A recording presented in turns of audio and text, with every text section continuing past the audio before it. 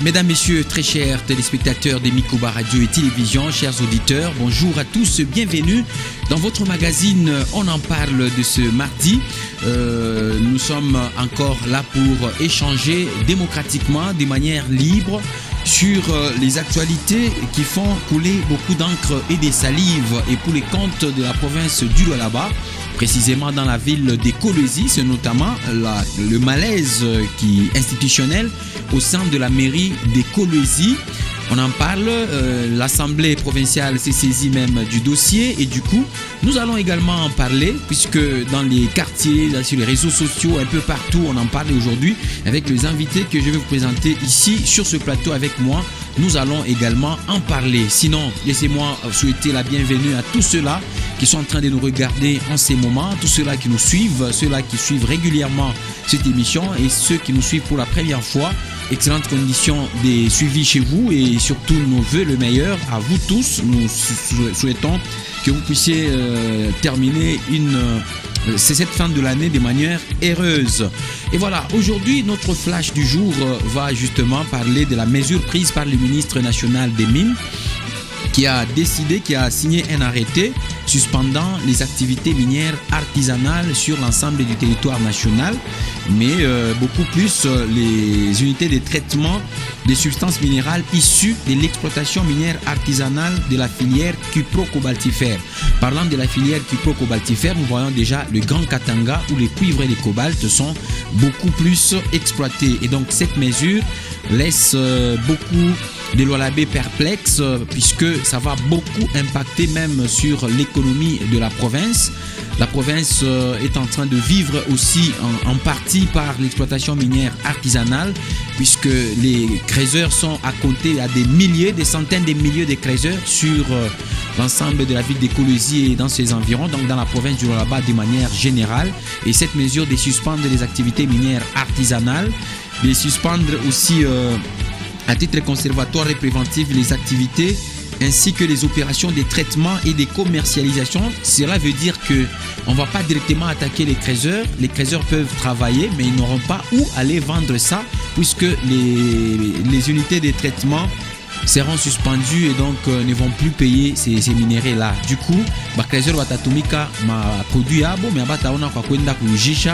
mais italeta crise sana et on espère que les autorités en prenant cette mesure, ils ont mûrement réfléchi pour que les éventualités soient bien maîtrisées, bien évidemment. Nous allons y revenir avec force et détails dans nos prochains numéros de votre magazine On en parle. Sinon, revenons à notre sujet du jour. Je disais que nous parlons aujourd'hui de la crise institutionnelle à la mairie d'Ekolwezi, les dessous des cartes. Nous allons essayer d'en savoir un peu plus aujourd'hui par rapport à ce qui se passe. Et pour en parler, nous avons deux invités. Ici avec moi, nous avons M. Léonard Zama, activiste de la société civile et des droits de l'homme, bien évidemment. Bonjour et bienvenue. Bonjour, M. Ephraim. Bonjour aux auditeurs et auditrices, les téléspectateurs de cette radio, on en parle. Voilà. Et nous serons rejoints d'un moment à l'autre par un autre analyste pour essayer de discuter autour de cette crise qui s'écoule à la mairie d'Ekolwezi. C'est vrai que quand il y a un malaise, du coup, la population va également ressentir les effets secondaires. Nous voulons en savoir un peu plus. Maintenant, on va commencer avec vous, monsieur Léonard Zama.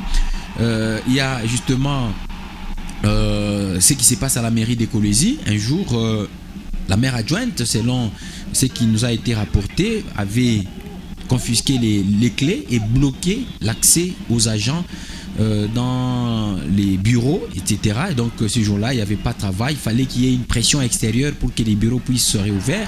Et après quelques jours, lors du retour du maire titulaire, il a tenu un point de presse où il a essayé de clarifier la situation. Mais ce qui nous préoccupe aussi, c'est quand on a vu que l'Assemblée provinciale du Lualaba s'est empressée directement à se saisir du dossier. Alors, quelle est la lecture que vous faites des déroulements de ces situations à la mairie d'Ekolwezi? Merci, M. Ephraim. Il est vrai que ce que nous avons tous constaté, ça prouve la mauvaise gouvernance que nous avons toujours parlé. Je l'ai toujours dit que si là où les autorités sont, il y avait les tests, la plupart de ces autorités ne devaient pas être là. Et même moi, je ne devais pas être là. Les plus intelligents qui devaient gérer. Malheureusement, c'est pourquoi moi j'ai toujours aimé l'idée de Marie Well, une Française, qui disait: pour une bonne démocratie, il faut supprimer le parti politique.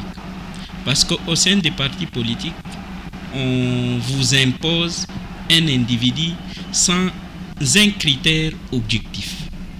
Et on les met là-bas comme quelqu'un qui va gérer la province et autres. Nous avons, vous et moi, entendu le maire de la ville revenir sur les aspects tels que lorsqu'il s'agit d'une dépense, il faut que l'IGF autorise. On se pose la question, comment est-ce que les entités que nous avons doivent être arnaquées juridiquement par l'IGF? Ça, c'est la cogestion. Comment est-ce qu'ils peuvent Mais vous savez cogérer? que c'est dans les buts. Si l'IGF aujourd'hui est en train de contrôler les dépenses des institutions, c'est pour essayer de contrôler un peu, de bloquer, de minimiser les détournements. Mais là, c'est la cogestion. Là, ce n'est pas le contrôle. Avez-vous déjà vu quelqu'un qui contrôle et c'est lui qui autorise? Il n'a pas le pouvoir d'autoriser.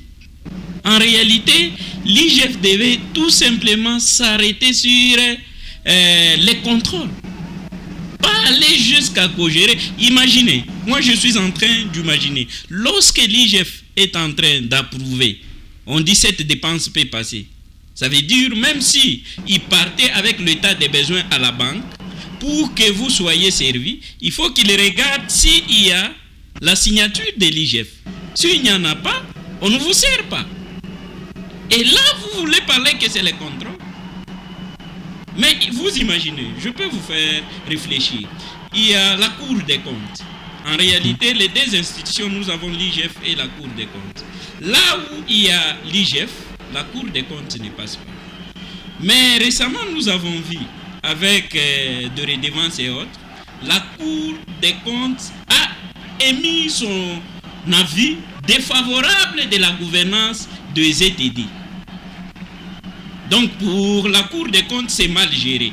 Alors qu'ils sont accompagnés, comme eux-mêmes utilisent ce mot, ils sont accompagnés par l'IGF. Ça veut dire quoi? En réalité, ces autorités devaient faire leurs dépenses sans de mécanisme ou de cogestion avec l'IGF. Mais aujourd'hui, nous voyons ces systèmes s'installent où il y a même des juristes qui acceptent.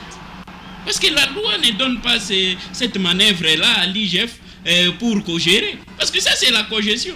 Bon, supposons que ça existe déjà, depuis, ce n'est pas aujourd'hui que ça a Mais c'est quelque chose que nous dénonçons. Oui. Il faut respecter la loi. Oui. Maintenant, nous voulons savoir pourquoi cela peut créer un malaise au sein de la mairie d'Ekolwezi. Qu'est-ce que vous comprenez par le fait que tout ce temps, les maires ainsi que son adjointe est en train de bien collaborer? Et je crois que le fonctionnement même de la mairie est maîtrisé par les deux. Mais comment se fait-il que le maire adjoint puisse confondre ou encore faire comme s'il ignorait comment ça se passait pour donner les dépenses? Qu'est-ce que cela veut signifier? Voilà, sur ces points, si on peut maintenant revenir à la mairie, vous allez vous rendre compte qu'il y a d'abord le problème d'attitude. Il y a le problème de collaboration. Parce qu'il y a certaines autorités, lorsqu'ils travaillent avec les autres, ils les voient comme les subalternes, à qui chaque fois qu'ils prennent de décisions, ils ne veulent pas les consulter. Ça, c'est un problème. En réalité, ce qui est arrivé à la mairie, c'est gérable. Même quand vous regardez l'attitude qu'a affiché le maire adjoint, en réalité, c'est quelque chose, elle devait d'abord réfléchir en amont et en aval avant de récupérer des clés. Parce que vous imaginez, selon, entre guillemets, qu'elle aurait, celui-là c'est le comptable, qui aurait donné une certaine information ou message provenant du titulaire. Alors ça aussi, ça a énervé l'adjointe pour prendre cette décision. Mais quand vous regardez cette décision aussi, ça n'a pas été vraiment réfléchi dans le sens de voir les conséquences lorsqu'on prend cette décision-là. Parce que vous voyez, l'Assemblée aussi s'est saisie. À un moment donné, il faut aussi vous rendre compte qu'il y a aussi peut-être un problème politique. Ouais, on va justement parler aussi de la saisine de l'Assemblée. Mais je voudrais juste qu'on comprenne lorsque le maire n'est pas là, est-ce que les institutions ne doivent pas fonctionner, doivent arrêter de fonctionner parce qu'il n'y aura pas de dépenses en son absence jusqu'à ce qu'il revienne? Mais en réalité, ce n'est pas ça. Quand on parle de la gouvernance, c'est une continuité. Si l'individu n'est pas là, c'est une institution de l'État, ce n'est pas l'institution d'un individu qui doit s'accaparer de tout. En réalité, c'est ça. Dans la pratique, on devait avoir des autorités lorsqu'on organise des réunions. Il met par exemple à la place qu'il faut aussi l'adjointe. Parce que quand quelqu'un sait qu'à son absence, c'est lui qui doit assurer les affaires courantes. Mais on se rend compte qu'aujourd'hui, avec le système que nous avons, les gens ont tendance à tout centraliser. C'est seulement eux qui ont le pouvoir. Et ça cause énormément de malaise au sein des institutions parce que quelqu'un se rend compte qu'il n'est pas considéré. On l'appelle peut-être de l'étiquette. Et tout ça, si il s'avère vrai que ce propos-là où l'autorité communale, urbaine plutôt, il aurait envoyé ces messages-là, moi je pense qu'en réalité c'est une mauvaise pratique. Lorsque vous gérez, il faut aussi considérer ton adjoint. Parce que certains, comme il y a seulement comptable, il y a certaines autorités, ils collaborent seulement avec le comptable. Parce qu'il sait que là où il y a l'argent. Mais les autres ici, il le met à l'écart. Et cela aussi crée des frustrations. Donc, bien, on va y arriver. On va essayer d'en savoir un peu plus. Parce que de la manière que le maire a expliqué lors de la conférence de presse, je crois qu'il y a des dossiers qui étaient vraiment que la population ne connaissait pas. Et de la manière qu'il l'a dit, nous espérons que vraiment la suite des événements ne sera pas vraiment bonne pour les deux camps, puisque ce sont des dirigeants qui sont tous issus d'un même parti politique, le parti au pouvoir, et voir vivre ça, je crois que c'était une crise qui pouvait se gérer vraiment loin des caméras, loin des micros, etc. Bref, nous voulons recevoir ici M. Gabin Kapenda, un analyste politique qui vient de nous rejoindre. Bonjour M. Gabin et bienvenue. Bonjour M. Ephraim et bonjour à tout le monde et à tous les Lolabés. Et voilà, nous voulons savoir qu'est-ce que vous pensez de ces malaises-là qui sévit entre le maire et son adjointe ici dans la ville de Kolwezi. Merci beaucoup M. Ephraim. D'emblée, je commencerai par vous dire que parler de malaise ou de crise à la mairie de Kolwezi serait faire fausse route.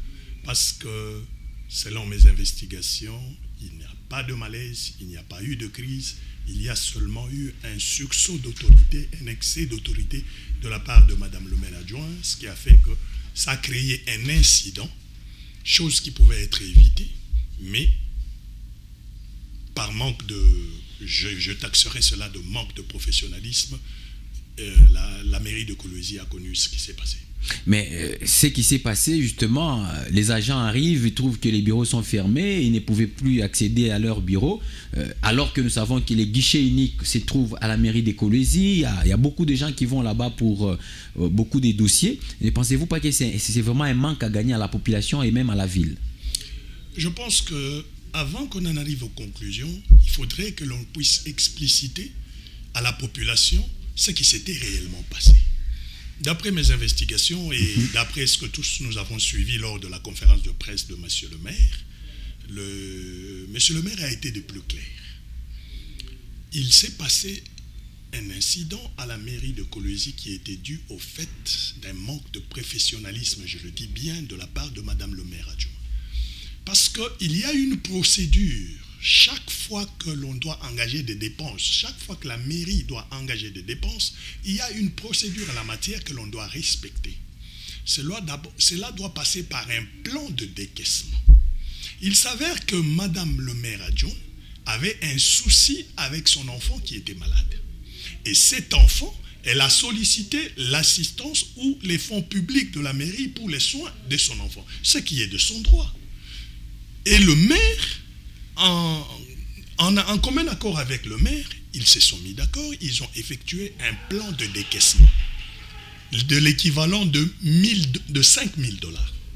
Ça c'est passé par la mairie, l'inspection des finances, parce que l'IGF est attaché directement à la mairie et c'est l'IGF qui doit approuver toutes les dépenses qui sont effectuées au niveau de la mairie. L'IGF a approuvé, on devait décaisser les 5 000 $. Et le maire s'est déplacé parce qu'il devait partir en mission. Une fois en mission, madame le maire adjoint revient à la charge auprès du comptable cette fois-là pour solliciter non pas seulement le décaissement des 5 000 $ qui avaient déjà été approuvés par l'IGF et même débloqué, elle sollicite cette fois-là le décaissement de 15 000 $ avec des prétendues factures qu'elle a présentées, comme quoi les 5 000 $ décaissés et approuvés par l'IGF étaient destinés au transport pour aller faire soigner son enfant en Zambie. Et que les factures étaient évaluées à 15 000 $. Elle s'impose en tant qu'autorité devant le comptable, qui du reste, je salue son professionnalisme, pour lui dire, non, vous devez décaisser cet argent. Le comptable, poliment et gentiment, lui dit, oui, décaisser de l'argent, chef, c'est normal. Mais nous devons suivre la procédure. Ce montant de 15 000 $ ne figure pas dans le plan de décaissement. Comme ça, on rentre dans la procédure, on fait un plan de décaissement, on le soumet à l'IGF qui approuve. Si on approuve, nous, on va décaisser. Au moins, nous avons des sous-bassements que l'argent qui est sorti. C'est ça la procédure. Et madame le maire adjoint connaît cette procédure. Elle a refusé, elle s'est imposée pour qu'on décaisse l'argent illico presto. Le comptable a été souple pour contacter le maire titulaire. En son absence, il dit, voilà la situation que nous avons ici. Et d'après nos investigations, il y a même des audios, l'audio qu'elle a fait à l'autorité. Nous avons eu l'occasion de suivre cet audio, où elle explique tout. Quand madame le maire adjoint s'est retrouvée dans cette situation de refus, elle s'est énervée, elle s'est emballée, elle n'a pas eu de maîtrise, elle a eu à récupérer toutes les clés. Vous vous rendez compte, un service public de l'État, maire de la ville ou maire adjoint soit-il, est-ce qu'il a les prérogatives de prendre les clés des bureaux ou les amener chez elle à la maison? Empêcher tout un service de l'État de fonctionner. Mais ça, c'est grave. Ce sont des faits qui sont graves. Et le blocage s'est fait où? Lorsque l'on a fait le plan de décaissement pour les 15 000 $, l'IGF s'est rendu compte que non, pour le même cas, du même enfant, on a déjà eu à débloquer 5 000 $. Revenir encore pour débloquer 15 000, ça passe pas. Donc, s'il y a eu blocage, c'est l'IGF dans ses prérogatives, en vérifiant que pour le même cas, on ne peut pas débloquer 20 000 $ après avoir déjà débloqué 5 000 $. C'est ainsi qu'on a trouvé que ça a été un blocage. Et le comptable a refusé de décaisser cet argent parce que l'argent qu'il y avait dans la comptabilité à la mairie était destiné à d'autres dépenses liées au fonctionnement de la mairie. Notamment, selon les investigations, le paiement des policiers affectés à la sécurisation des différents sites de la mairie.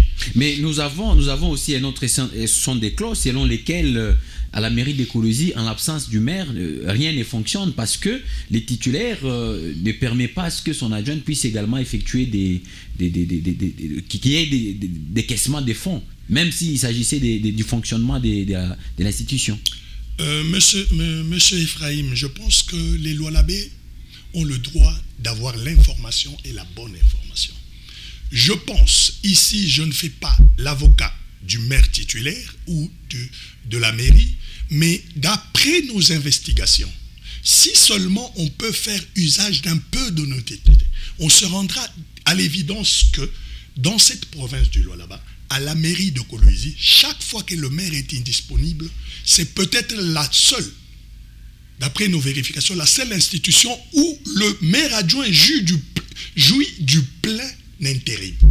Je peux vous donner des exemples typiques où nous connaissons des institutions où, une fois que le titulaire est absent, tout bloque.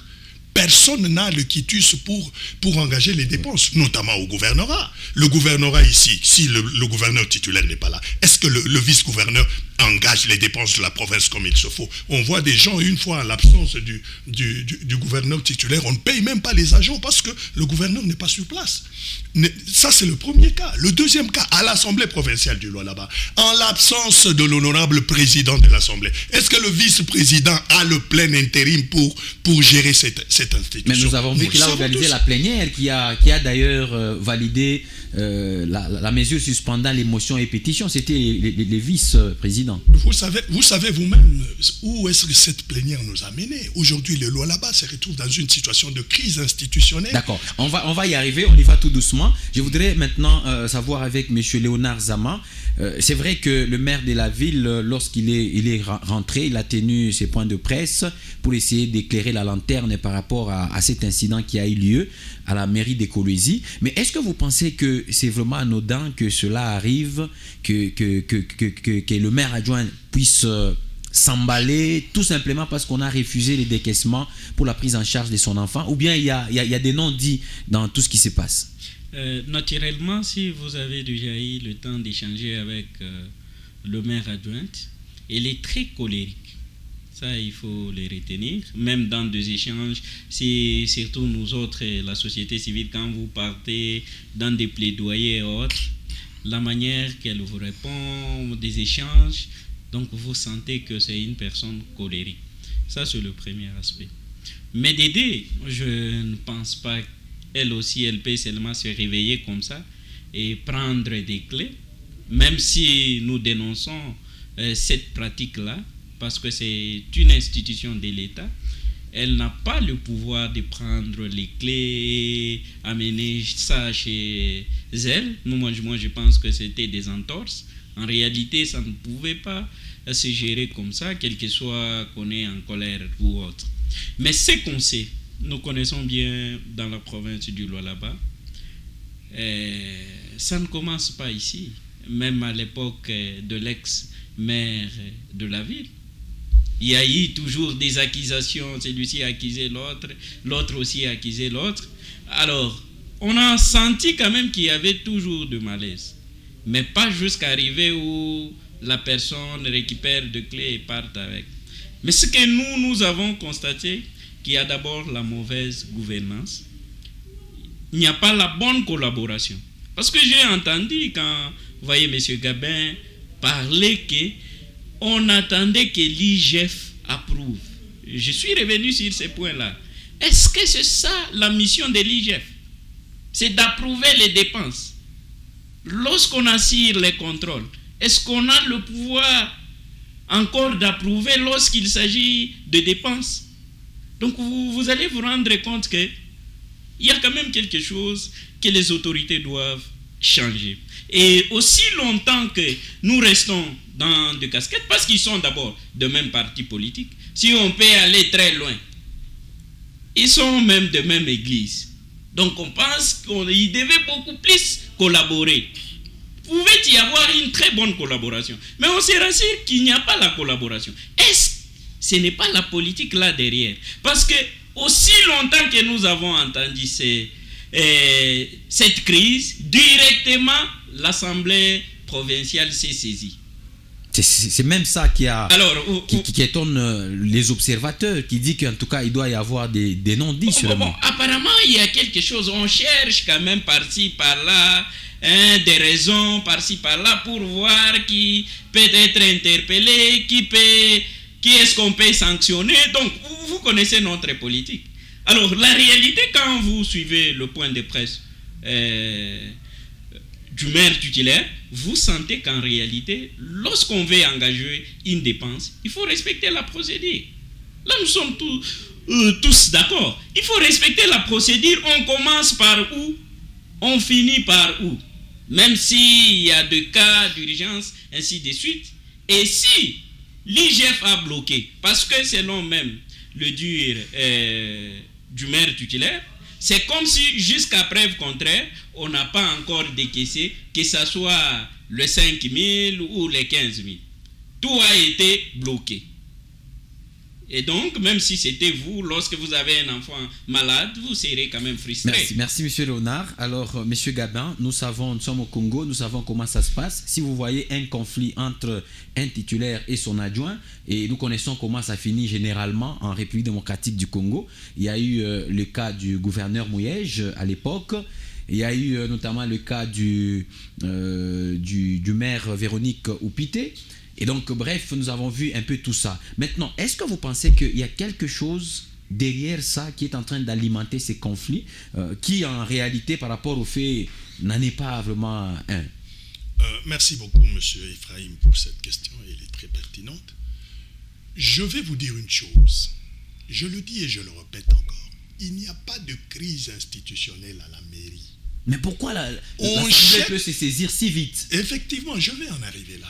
D'abord, je voudrais apporter une précision sur ce que venait de dire mon co-débatteur sur ce plateau.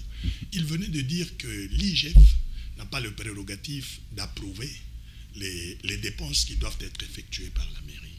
Selon la loi des finances actuelle qui gère les entités territoriales décentralisées, seul l'IGF, l'Inspection générale des finances et la Cour de comptes sont habilités à contrôler les finances des entités territoriales décentralisées. Raison pour laquelle une mission permanente de l'IGF est là pour assurer la bonne gestion des finances publiques affectées à la mairie, qui a institué cette procédure de commencer par faire un plan de décaissement, le soumettre pour approbation. C'est pour éviter que l'argent du trésor public ne serve à des projets d'intérêt communautaire.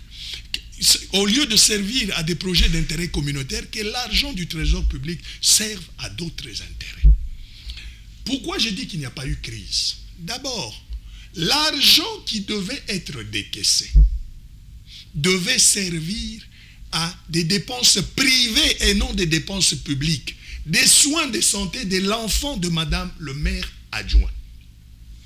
Avant de partir, Monsieur le maire s'était assuré que toutes les dépenses qui devaient être effectuées en son absence, en rapport avec le fonctionnement normal de l'institution mairie, aient été approuvées pour qu'il n'y ait pas de problème. Et le plein intérim était assuré par Madame le vice-maire. Mais on n'arrive pas à comprendre. Voilà pourquoi je me dis, dans toute une plénière, les honorables députés prennent l'initiative de parler de crise à la mairie. On peut dire qu'il y a eu crise simplement parce que les agents n'ont pas pu avoir accès à leur bureau, ce qui est tout à fait normal. Les services publics de l'État doivent tourner à plein régime. Que le maire titulaire soit là ou qu'il ne soit pas là. Mais les agents étaient à leur poste. Mais curieusement, il y a eu un ordre qui a été donné par Madame le maire adjoint, comme quoi personne n'entre. Elle avait pris toutes les clés des bureaux.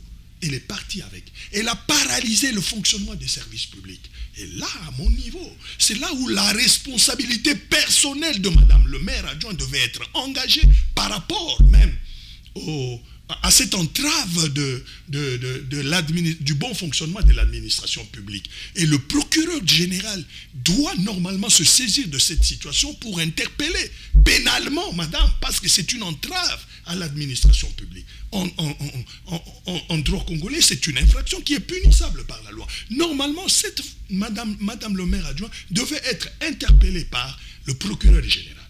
Au-delà de ça, que l'Assemblée provinciale se saisisse de cette affaire pour prétendre interpeller le maire ou interpeller le ministre de l'Intérieur pour en savoir plus.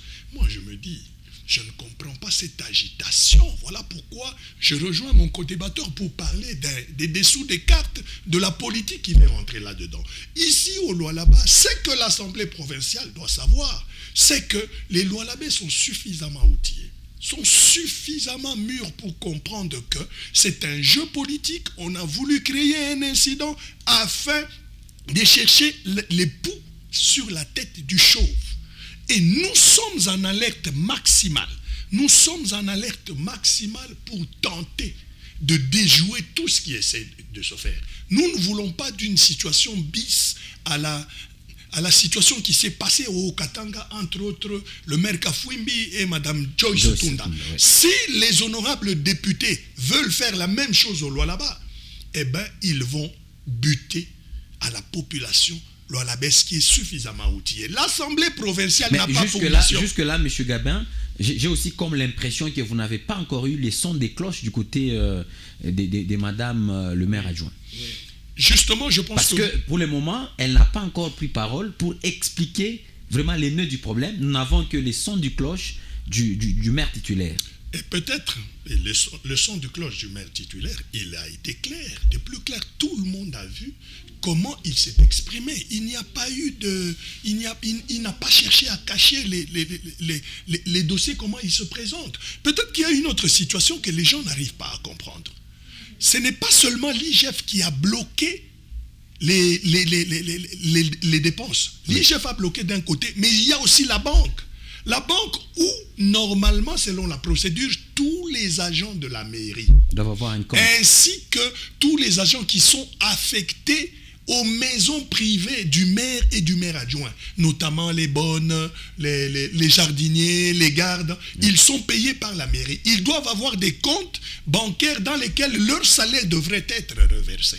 Mais il se fait que quelques agents, 3 ou 4 agents, affectés à la maison privée de Madame le maire adjoint, se trouvent être payés dans un seul et même compte qui est tenu par le chauffeur de Madame le maire.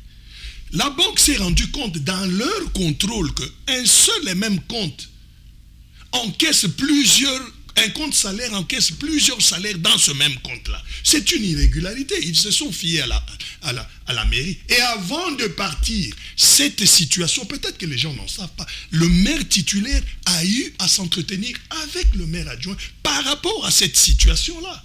Ils se sont mis d'accord que non, normalement, la banque a bloqué cet argent pour que ces agents-là qui sont affectés puissent aller ouvrir leur propre compte pour que l'argent soit reversé dans leur compte. Donc l'argent de ces agents-là, il se trouve à la banque. Frustrée par rapport à ça, elle s'est rendue compte qu'en réalité, au lieu, je vais vous donner même les montants, il paraîtrait que ces gens sont payés 1 700 000 francs par agent. Mais tout cet argent est logé dans un seul et même compte du chauffeur.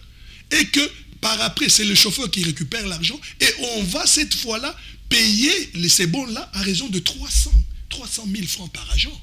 Ce qui est méchant, ce qui est aberrant pour nos autorités. Les autorités doivent servir d'exemple, de modèle, ne fût-ce que dans le traitement des gens avec qui ils travaillent.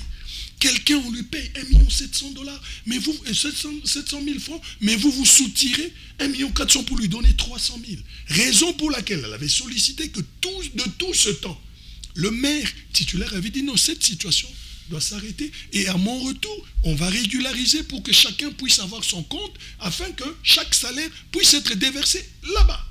Et maintenant, les honorables députés se saisissent de ça pour parler de crise. Il n'y a pas crise à la mairie de Kolwezi, je le répète. Peut-être qu'ils se tiennent juste au fait que les agents ont été empêchés d'entrer dans les lieux de service. Si, je le dis encore, si les agents ont été empêchés par qui? Pourquoi? Les raisons sont là. Frustrée, elle a été énervée du fait que l'argent n'avait pas été débloqué. Elle a ravi les clés. C'est un abus d'autorité.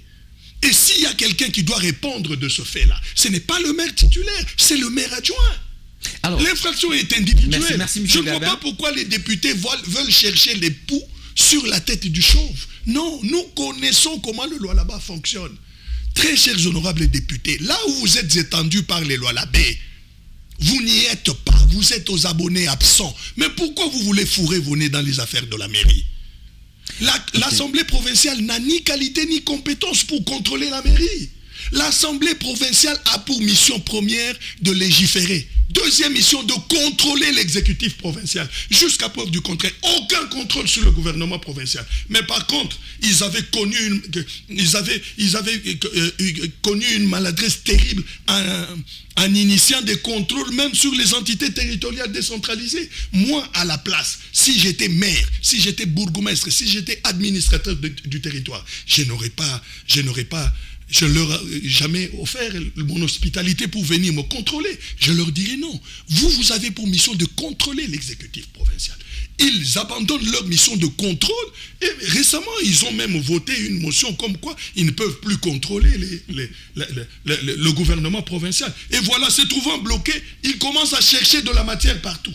Ils commencent à fourrer leur nez, même là où il ne faut pas. Très chers honorables députés, les lois Labé sont aux aguets. Merci, M. Gabin, pour votre point de vue que nous respectons. D'un moment à l'autre, on va ouvrir le téléphone pour que les téléspectateurs et les auditeurs puissent donner leur point de vue également. Alors, M. Léonard Zama, vous avez pratiquement suivi les points de vue de M. Gabin. Alors, comment vous réagissez-vous? Moi, je commence d'abord par les attributions. Lorsque vous êtes titulaire et vous avez votre adjoint, il faut déterminer les attributions. Celui-ci fait quoi, il fait quoi, ainsi de suite. Ça, c'est le premier point. Mais je reviens un peu sur l'aspect que M. Gabin a parlé de l'IGF. L'IGF a la mission, évidemment, avec la Cour des comptes, de contrôler, mais pas d'approuver de dépenses. Ça, apparemment, est aussi... C'est pourquoi nous dénonçons chaque fois. Lorsque vous imaginez, vous vous retrouvez dans une casquette où c'est vous qui êtes appelé à contrôler. Mais on trouve, il y a votre signature pour l'autorisation, par exemple, d'un décaissement d'un montant quelconque. Et puis vous revenez encore pour faire des contrôles. Alors que selon la loi des finances, lorsque c'est l'IGF qui est ici, ou soit l'IGF est ici et la Cour des comptes vient ici, donc l'IGF doit quitter. Mais récemment, vous allez vous rendre compte que la Cour des comptes était ici. Après avoir contrôlé, l'avis était défavorable, mauvaise gouvernance. Je l'ai entendu, le montant qu'il a évoqué, donc il y a quand même de mafias qui sont organisées. Mais ce montant est approuvé par l'IGF. Des 1700 que vous avez évoqués, c'est l'IGF qui approuve. Donc il y a l'approbation de ces montants-là, ça sort, donc vous allez vous rendre compte que ça devient un club d'amis. Donc l'IGF a perdu son efficacité. Effectivement. Il y a du clientélisme. Effectivement, ça devient une brèche. Celui-ci profite de l'autre côté, l'autre profite aussi de l'autre côté. En réalité, si l'IGF restait avec sa mission de contrôle, ça pouvait quand même faire. Vous voyez, au début, ça bougeait. Mais lorsqu'ils ont eux-mêmes transformé, ils disent encadrement.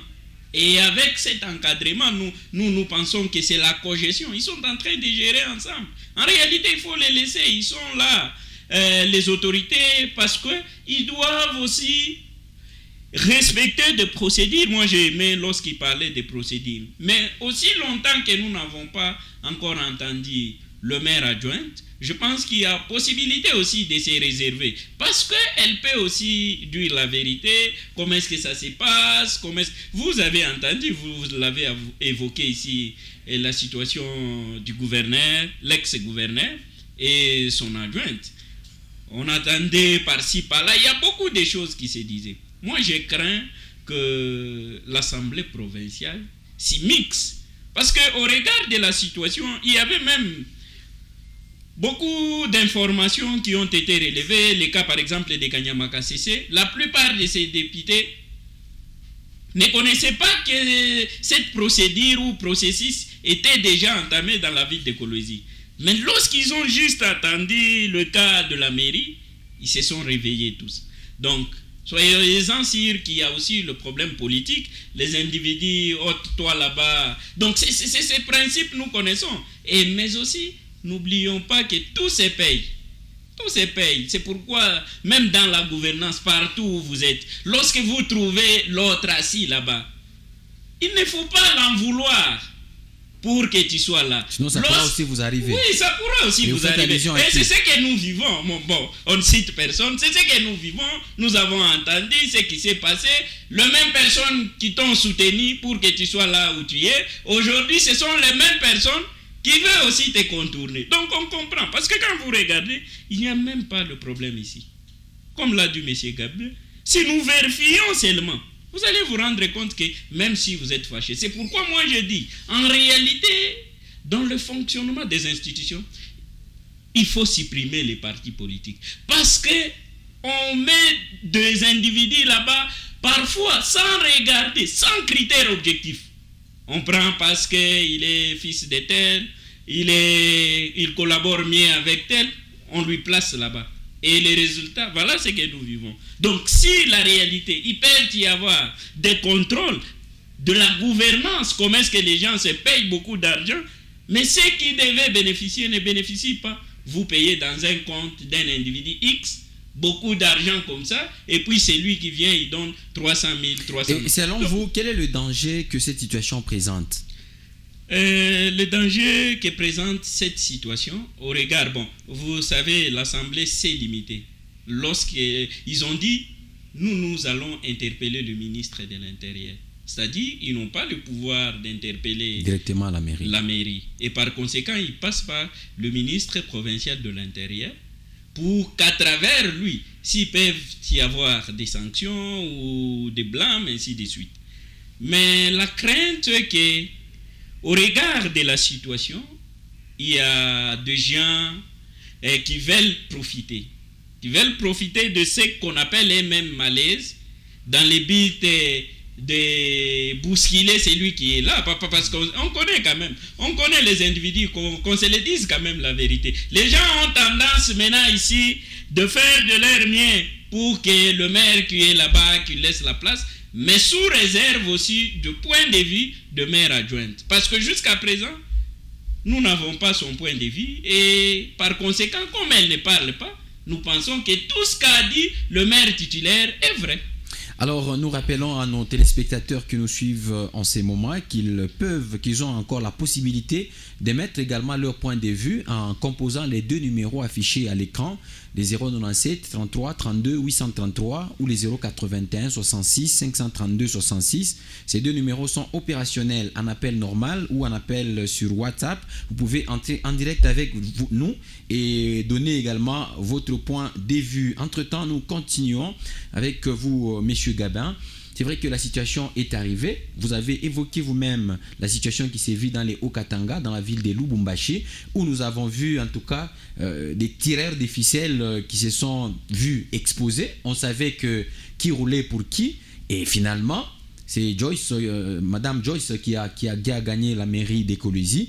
Alors, est-ce que vous ne pensez pas qu'il y a lieu peut-être que les sages puissent intervenir pour que cette situation soit étouffée de maintenant afin qu'il n'y ait pas crise réelle à la mairie? Merci beaucoup, monsieur Efraïm. D'abord, je voudrais, avant de vous répondre, je voudrais réagir au propos de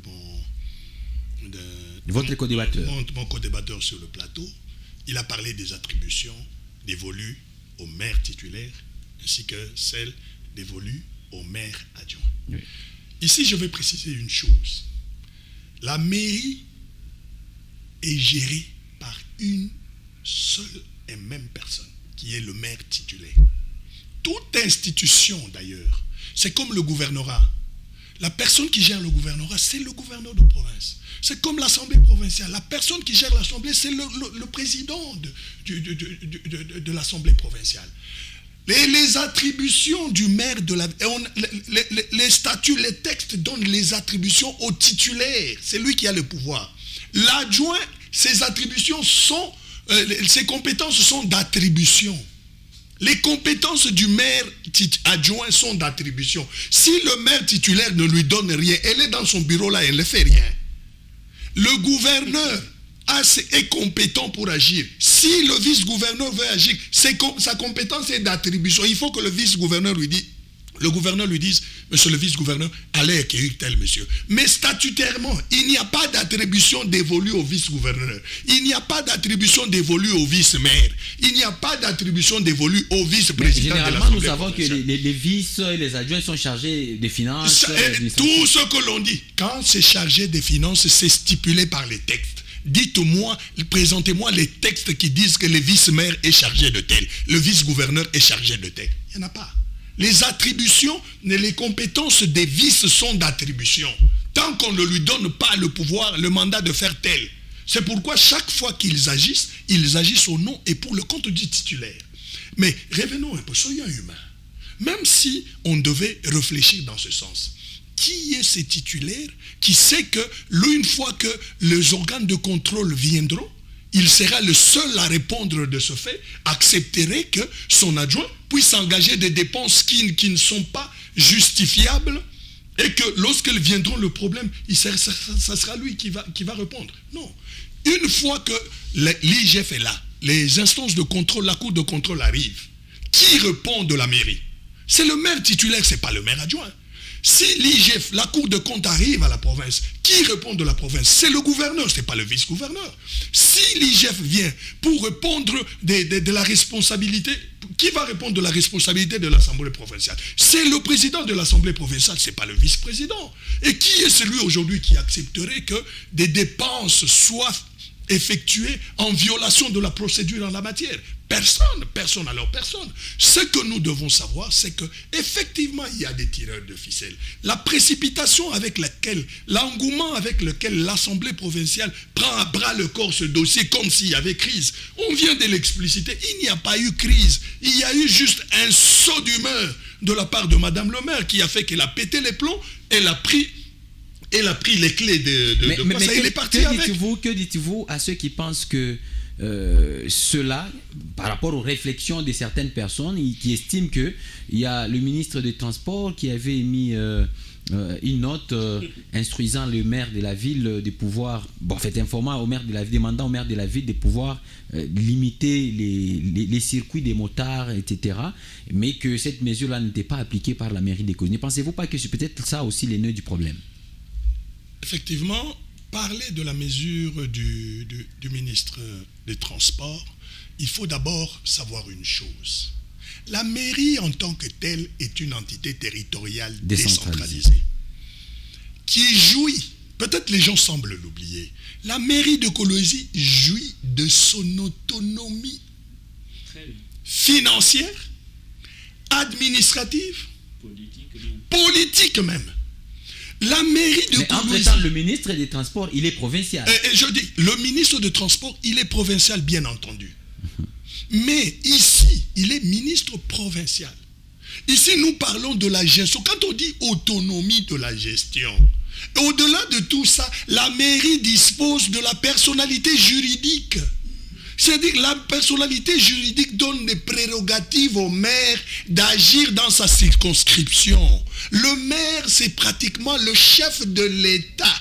Prenons la ville de Kolwezi comme étant l'État. C'est le Fachi de Kolwezi. Donc c'est le maire qui agit. Lorsqu'il se rend compte que la décision du ministre de Transport est de nature à créer des troubles sur la ville, comment voulez-vous qu'il puisse l'appliquer? Parce que c'est une décision du ministre du Transport? Non, le ministre du Transport n'a pas préséance sur le maire en matière de gestion de la quiétude publique. Mais les deux peuvent quand même collaborer. Ils doivent collaborer. C'est pourquoi, quand on dit collaboration interinstitutionnelle, le ministre, avant de prendre une telle décision, il devait consulter le maire parce que de commun accord, ils puissent s'entendre quelles peuvent être les conséquences qui peuvent découler d'une telle décision. Ce n'est pas il se réveille de bon matin, ministre soit-il, il prend des décisions. Et pourtant, aujourd'hui, nous savons que, d'une manière ou d'une autre, le transport public est aussi facilité par la circulation des motards. Aucun Lolabé ne peut me contredire sur ce point. Aujourd'hui, les motards, avec les embouteillages que nous connaissons, ils peuvent faciliter la fluidité de la circulation routière. Aujourd'hui, interdire aux motards d'avoir accès sur d'autres artères. Il faut bien étudier la décision. C'est pourquoi la collaboration doit se faire en amont, pour que la décision de l'autorité publique ne souffre pas de contestation. Voilà la maladie de la gouvernance ici chez nous. D'accord. On ne réfléchit pas en amont Léonard, merci, et on attend que la population réagisse pour que l'on... Votre point de vue, ce n'est pas la première fois qu'une telle mesure a été évoquée, prise par les autorités. Si aujourd'hui le ministre des Transports a pris cette mesure-là et qu'il a demandé à la mairie de pouvoir prendre des dispositions qui s'imposent et que la mairie est restée muette, pensez-vous que c'est cela les nœuds du problème dans tout ce qui se passe? Parce que les gens ont commencé à chercher à comprendre qu'est-ce qui se passe finalement entre le maire et son adjoint. En voyant bien l'éclaircissement donné par le maire titulaire, on a comme l'impression qu'il n'y a vraiment rien de grave. C'est comme ça qu'en extrapolant, les gens commencent maintenant à voir les événements tels que ça s'est succédé Et ils pensent que peut-être c'est cela le problème. En fait, tout est possible. En politique, tout est possible. Ce sont des coups. Il y a eu le coup. Et moi personnellement, j'avais aimé la réaction de la mairie vis-à-vis de cet arrêté-là. Il y a de ces arrêtés, si vous les prenez, le ministère devait consulter la mairie. Parce que ce sont des organes différents. Et comme ça, avec la mairie devait aussi donner des précisions sur certains éléments. Que prendre la décision parce qu'on n'en veut pas la présence de motards, alors que les motards jouent un rôle très crucial dans la province du Lualaba et précisément la ville de Kolwezi. Moi, je peux vous dire qu'il y a possibilité d'encadrer ces motards sans interdire ou interdire certaines voies. Il y a possibilité. Si seulement nous prenons le temps de réfléchir, voir le mécanisme à mettre sur pied, il y a possibilité qu'on peut réglementer ce secteur. Mais je voulais aussi revenir sur l'aspect que M. Gabin a parlé des attributions. Il est vrai qu'il est adjointe, mais elle a aussi ses attributions telles qu'elle assiste le maire dans l'exercice de toutes ses fonctions. C'est-à-dire, elle peut participer à la gestion administrative, politique, technique de la ville. Mais aussi, elle reçoit des attributions déléguées par le maire dans les domaines précis. C'est-à-dire, quand vous êtes maire adjoint, vous avez aussi quelques attributions. Vous ne pouvez pas venir seulement au bureau assis comme ça. On peut vous dire non. À travers notre gestion interne, vous avez telle attribution, vous allez faire telle chose, vous faites telle chose. Et puis, elle est comme on l'appelle l'assistante de l'autorité. Elle peut faire quelque chose, elle vient, elle soumet chez l'autorité ou son titulaire. Vous voyez ce que je fais, ainsi de suite. Mais l'autorité, c'est lui qui dit non. Ici, on peut améliorer ça, on fait ça. Voilà comment est-ce qu'on peut collaborer avec votre subalterne. Aussi longtemps qu'on a tendance à confisquer tout le pouvoir et ça frustre les autres. C'est ce que nous vivons dans la province du Lualaba, que ce soit au niveau provincial. Donc on te dit tu es ministre de tel, mais c'est les noms seulement. Mais quand vous arrivez sur le terrain, tes attributions, vous vous rendez compte que c'est X, Y qui exerce ça. On te dit tu es ministre de communication, ainsi de suite. Mais quand vous regardez de l'autre côté, pour t'étouffer, on met des cellules de communication, on met des directions de communication. Et donc, vous allez vous rendre compte que vous vous retrouvez dans un climat où vous n'exercez pas votre pouvoir. Moi, je pense que les autorités doivent savoir, lorsque vous donnez une tâche à votre subalterne, ça pousse aussi à aller très loin. Mais je peux chuter sur l'attitude. Vous avez 30 secondes seulement. Merci. L'attitude de nos autorités. Il est vrai que moi j'ai toujours dit, s'il y avait des tests, la plupart des autorités que nous avons ne devaient pas être là. Même moi, je ne devais pas être là. Mais les plus intelligents allaient occuper ces postes. C'est-à-dire, chaque fois, nous avons une mauvaise attitude et la personnalité aussi de ces autorités-là, tu dors, tu te réveilles comme si c'était chez toi, tu prends des clés et puis tu pars, tu ne parles pas. Donc vous voyez, même si tu es lésé, mais tu ne peux pas extrapoler. Donc ce qui est vrai, les autorités, et nous appelons à l'Assemblée provinciale, de passer même par médiation. S'ils savent qu'il y a quand même de malaise, ils peuvent passer même par médiation pour essayer de les réconcilier, faire les interpeller. Alors que la matière censée interpeller les individus, ils ont décliné leurs responsabilités. Merci beaucoup. Alors, M. Gabin, je considère ça comme votre conclusion. Et M. Gabin, vous avez également 1 minute 30. Rapprochez-vous du micro. Ce sont nos représentants, nos élus. Ils doivent quelque part apprendre à respecter le peuple.